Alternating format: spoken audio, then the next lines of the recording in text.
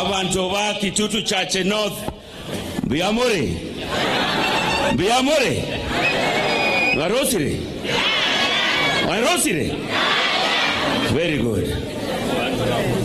Omujumbe wenyu Jafo Nomo Isani one kabisa, rafiki yangu wa karibu sana. So, you are suggesting... Kabla sijaongea, wacha nichukue nafasi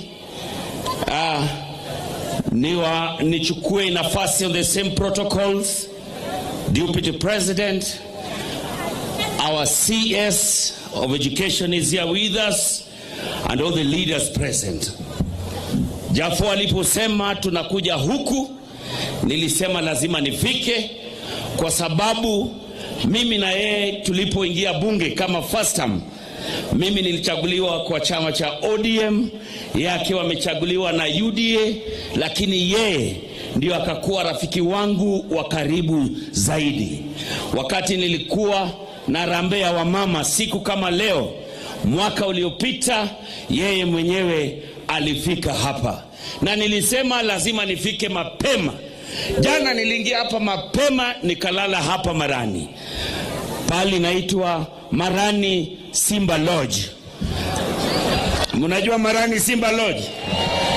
Sasa nikiwa hapo, ni pali ndogo hivi, nikapata kuna baraza fulani inaendelea. Watu kama 12 wamekaa kando hivi wanaongea. Nikasema wacha niweke masikio yangu karibu nisikie ni akina nani.